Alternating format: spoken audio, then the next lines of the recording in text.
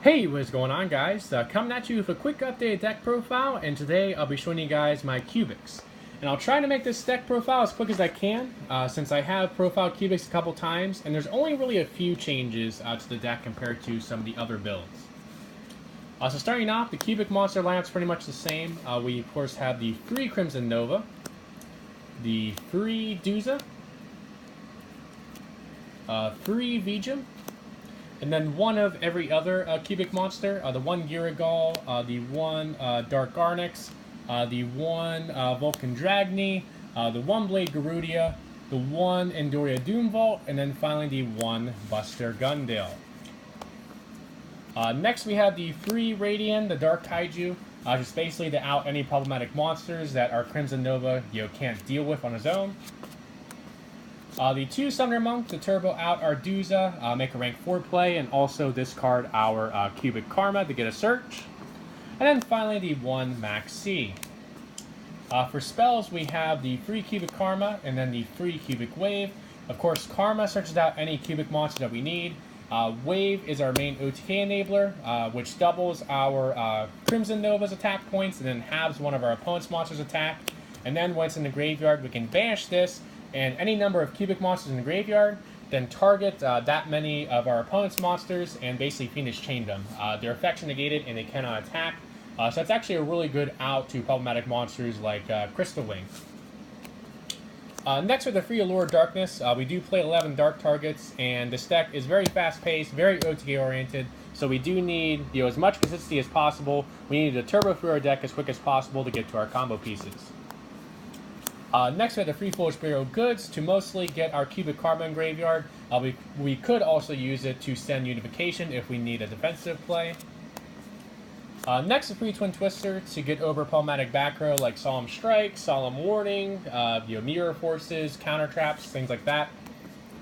The 2 Paw Desires for extra consistency.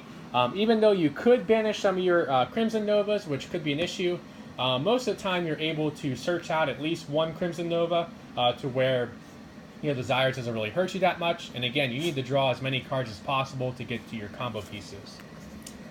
Then for the final spell, the 1 Upstart Goblin, because giving the opponent 1,000 life doesn't really matter when the deck can easily spit out at least 10,000 damage when it gets its combos off. So yeah, the 1 Upstart. Then for the only trap, we just have the 3 Unification. Good for a name and also good for the defensive plays, especially with Duza. So that's it for the main deck. It's actually a total of 42 cards. It's actually about as consistent as any of my other builds have been, honestly. It just was really hard to cut anything. I considered cutting like one of the 3 Foolish Burial Goods and one of the 3 Allure Darknesses, but when I tested that out, I just didn't see them enough. So I figured, you know what, why not just have them in the main deck. 42 cards is not such a huge sin, which I sound like a hypocrite because I've always played 40 cards, but yeah, honestly the 42 card build has tested out pretty well. It did pretty well at locals today, so I wouldn't really change anything with that. For the extra deck, we do play the 1 Trinity in case we ever do make it. Still haven't made it yet. For rank 10s, we have the 1 Superdora, the 1 Sky Palace Gandradara, the 1 Gustav Max, and then the Spider Engine with the 1 Pain Gainer, 1 Ravenous Tarantula, and the 1 Seven Sins. For rank 4s, we have Dweller, Castell, Dark Rebellion, Samurai, which is really good for pushing for damage for OTKs. The 1 Gear Gigant X, if we need to search out our last Duza to get an extra cubic name. The Utopia package of Utopia and Lightning, and then finally the 1 Tornado Dragon. So now for the side deck, of course we have the pre-Denko Sekka. Not here for Trick Stars. This card doesn't really do much against Trick Stars, especially if they have the Burn FTK already. But this is here for like the other set 5 decks like Paleozoic, Barrier Statues, other rogue like that, that would give the Sekka a hard time.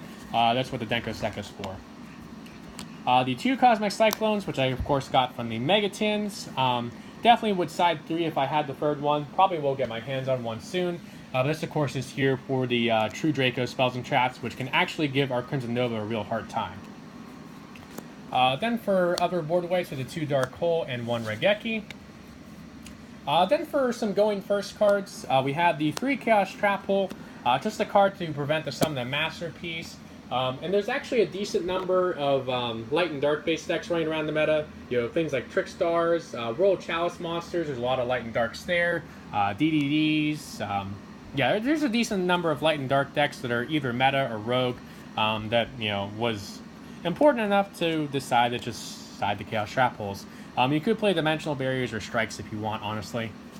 Next, for the Hot Spice, we have the free summon limits. This is really good in this format right now, especially in a deck like Cubics, where if you're siding for going first, they're probably not going to keep in any of their back row hate, because they wouldn't really expect a deck like Cubics to really side any kind of floodgates. And there's, you know, all the different decks that need to go in their extra deck, they need to link summon first, and that takes up a bunch of summons. So Summon Limit can just completely shut down a lot of the, you know, special summon spam decks in their tracks. And then finally, the 1 Solemn Warning. So that's it for this updated deck profile on my Cubics. I do hope you guys enjoyed it. Please remember to like, comment, and subscribe, and I will catch you guys next time.